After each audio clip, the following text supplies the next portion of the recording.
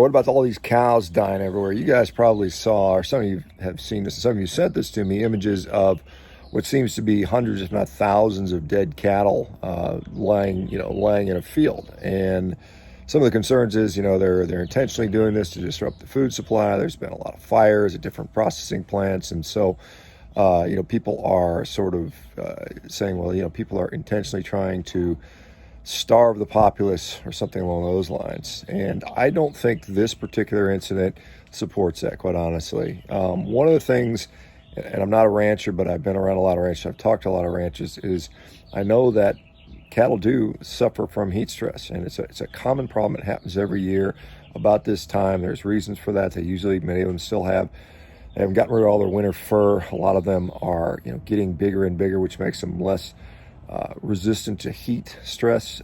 When the numbers get, somewhere above 100 degrees and the humidity's up quite a bit, that's when they become extremely vulnerable to this situation, and particularly if those days are several in a row. And one of the things you guys probably notice in these videos is the cattle, at least ones I saw, were all black. That's another thing that most people that are in the ranching field know, that black cows don't tolerate heat as well as a lighter colored cow. And so it's one of those thoughts, why do they have these black cows where it's hot?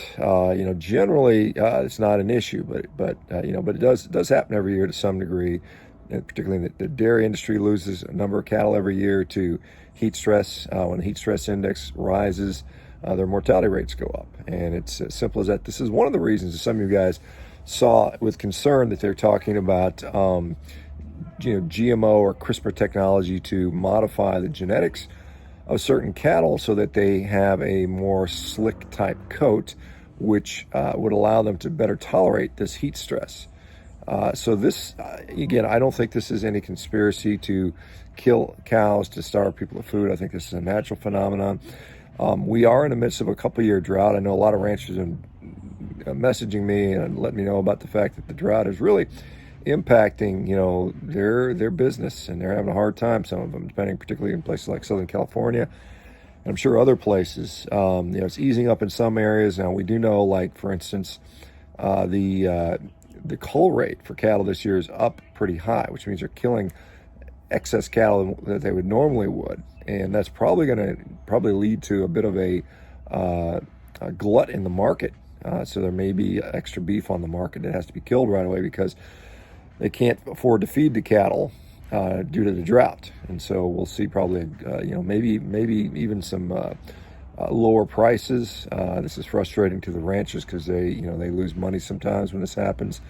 But, as a consumer, stock up, take advantage of this, and hopefully this situation will right itself. Having been to a couple cattle meetings now, I know this is sort of a regularly occurring thing, drought and changes in cattle inventory and changes in cattle price. I think last time, 2013, 2014, there was a big drought episode where I saw similar issues. This one may be a little worse than that one back then, I'm not sure. But anyway, let me know what you guys' thoughts are. If any of you guys are cattle ranchers, maybe you can weigh in talking about the problem with heat stress in cattle and how you mitigate that. Obviously, cooling them, spraying them with water, finding them shelter. All those things are things that are done for this, but also just having the right breed of cow for the for the area you're working in makes a big difference. And perhaps the Black Angus cattle aren't necessarily the best for these really high heat prone areas. And so maybe a red or a white cow might do better. All right, guys. Hopefully that helps. Hopefully none of you guys are going to run out of beef anytime soon. But it never hurts to stock up and fill your freezer, and make sure you take care of your nutrition. All right, guys, we'll talk to you soon. Let me know what you think. Bye-bye.